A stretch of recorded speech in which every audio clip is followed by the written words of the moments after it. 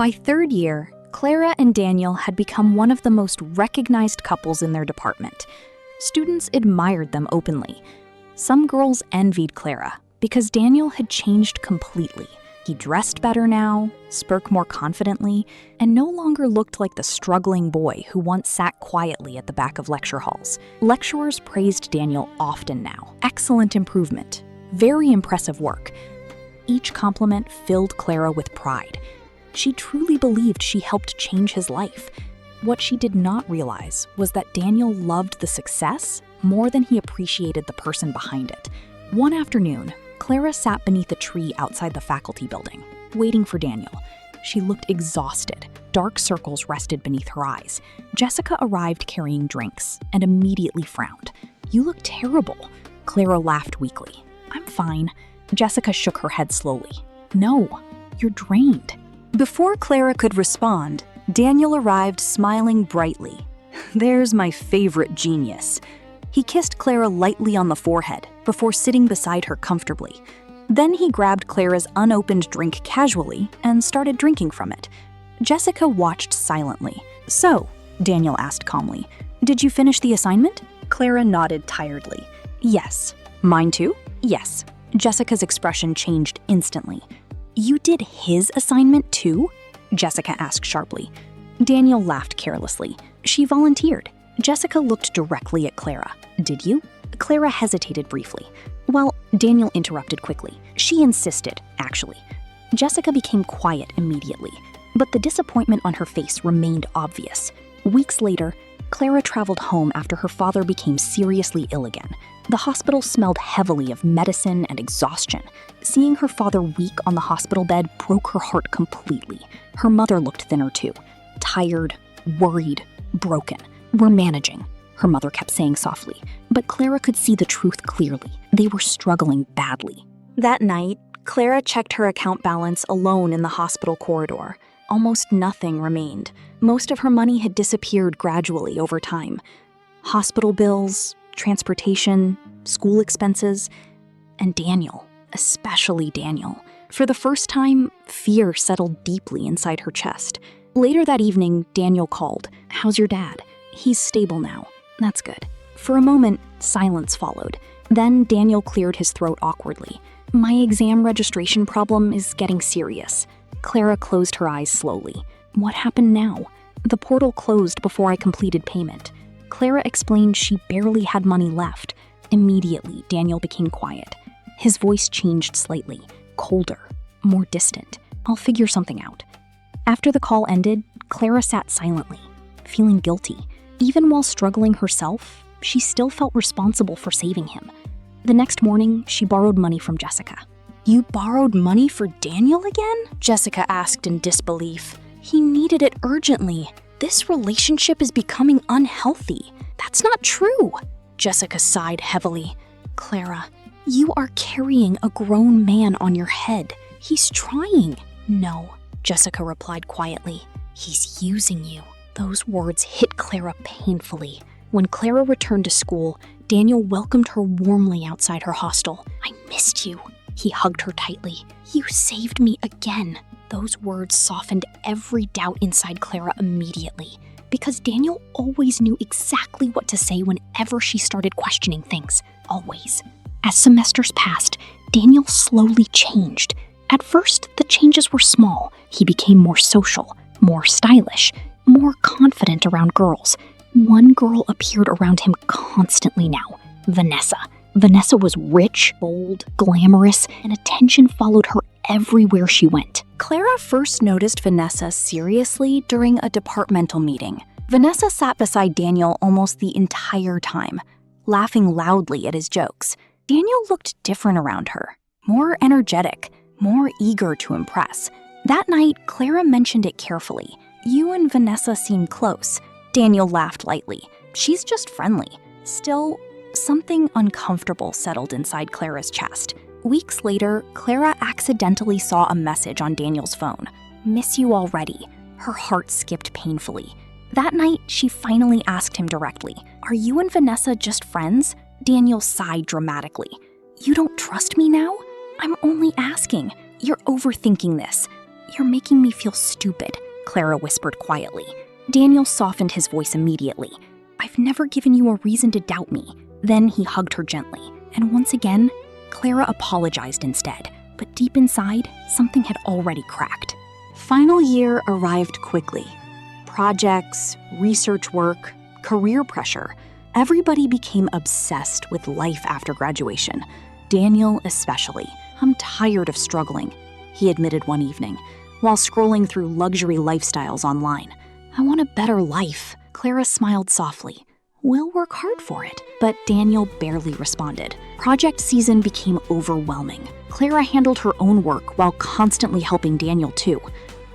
One night, around 2 a.m., she was still editing Daniel's project. Jessica entered the room and froze. "You're writing his project at this hour, while yours is incomplete?" Clara rubbed her tired eyes weakly. "I'm helping." Jessica shook her head sadly. "No, you're destroying yourself." A week before project defense, Clara saw something that shattered her completely. She spotted Daniel standing near the parking area with Vanessa. At first, nothing seemed unusual. Then, Vanessa adjusted Daniel's shirt collar affectionately. Daniel smiled at her warmly, the same smile Clara once believed belonged only to her. Then, Vanessa handed Daniel expensive car keys playfully. Daniel laughed and casually pulled her into a hug. Clara felt the air leave her lungs instantly.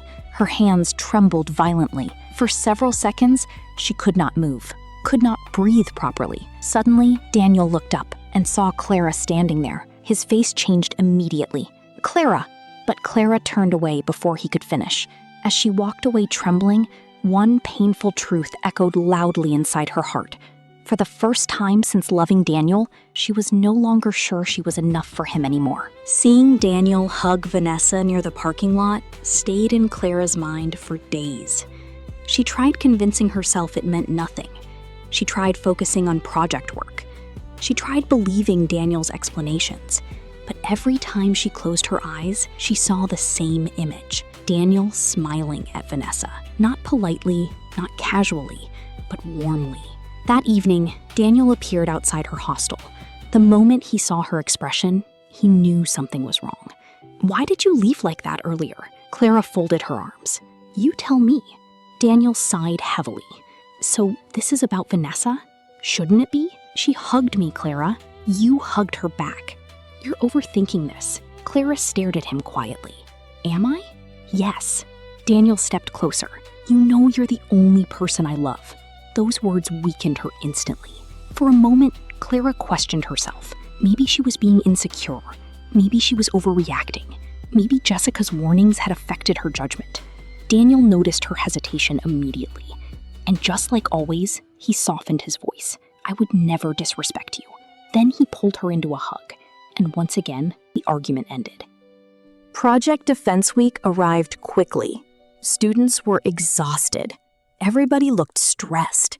Files filled every corner of the faculty building. Clara focused on her presentation. Meanwhile, Daniel seemed overwhelmed once again. One night, he arrived at her hostel, looking frustrated. "My slides got deleted." "What? My defense is in 2 days." Clara stared at him silently. Then she opened her laptop. "Sit down." Relief immediately flooded Daniel's face. For the next 4 hours, Clara helped rebuild his entire presentation, while her own preparation suffered. After Daniel left, Jessica entered the room. She looked at Clara's unfinished work. Then she looked at the clock. Nearly 3 a.m. "You're writing his presentation while yours is incomplete?" Clara rubbed her eyes. "He needed help." Jessica shook her head sadly. "You deserve care too." Those words stayed in Clara's mind, because lately, she could no longer remember the last time Daniel sacrificed something important for her. He always needed help, always needed support, always needed saving. But somehow, Clara was always the one giving, and Daniel was always the one receiving. Project Defense Day finally arrived. The faculty building buzzed with excitement and nervous energy. Students rehearsed repeatedly. Lecturers moved from room to room. Clara wore a simple black dress. Elegant, confident, beautiful. When Daniel saw her, he smiled. "You look amazing." Clara's presentation went exceptionally well. The lecturers praised her confidence and intelligence. Students applauded loudly.